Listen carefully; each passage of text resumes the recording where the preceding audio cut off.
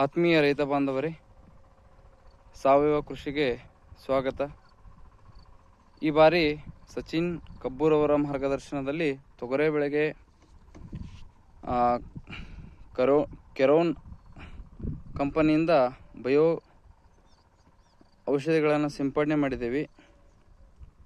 ಮೊದಲ ಬಾರಿಗೆ ನಾವು ಆ ಎಣ್ಣೆಯನ್ನು ತೊಗರಿ ಬೆಳೆಗೆ ಸಿಂಪಡಣೆ ಮಾಡಿದ್ದೀವಿ. ಅದರ ರಿಸಲ್ಟ್ ಯಾವ ಥರ ಅದಂತ ನೀವು ನೋಡ್ಬೋದು.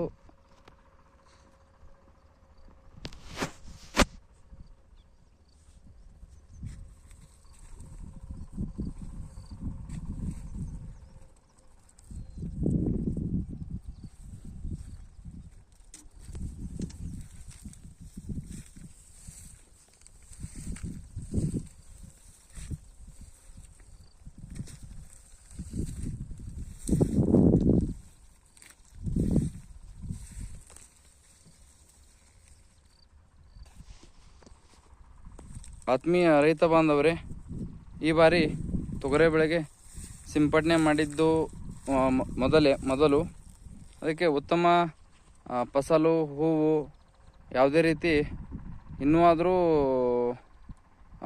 ಮಂಜಿಗೆ ಯಾವುದೇ ಹೂವು ಜಾಸ್ತಿ ಉದುರಿಲ್ಲ. ಅದಕ್ಕೆ ಅತ್ಯುತ್ತಮವಾದಂತಹ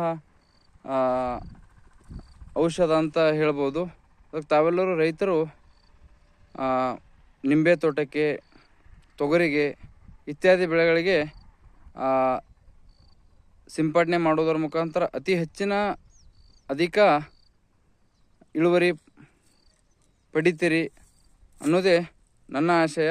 ಅದಕ್ಕೆ ನಿಮಗೆಲ್ಲರಿಗೆ ಸಜೆಷನ್ ಮಾಡೋದಿಷ್ಟೇ, ಆ ಎಣ್ಣೆ ಸಚಿನ್ ಕಬ್ಬೂರವರ ಮಾರ್ಗದರ್ಶನದಲ್ಲಿ ದಶಗವ್ಯ, ಅದರ ಜೊತೆಗೆ ಬಾಪು, ಶಿಕಾನು ಈ ಥರ ಎಣ್ಣೆಗಳನ್ನು, ಸಾವಯವ ಎಣ್ಣೆಗಳನ್ನು ಈ ಕೃಷಿಗೆ ಸಿಂಪಡಣೆ ಮಾಡೀವಿ.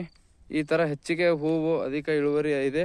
ಅದಕ್ಕೆ ನೀವು ರೈತರು ಈ ಔಷಧಗಳನ್ನು ತರಿಸುವ ಮುಖಾಂತರ ಹೆಚ್ಚಿನ ಇಳುವರಿ ಪಡೆಯೋರಂತ ತಮ್ಮಲ್ಲಿ ಕೇಳಿಕೊಳ್ಳುತ್ತೇನೆ. ನಮಸ್ತೆ.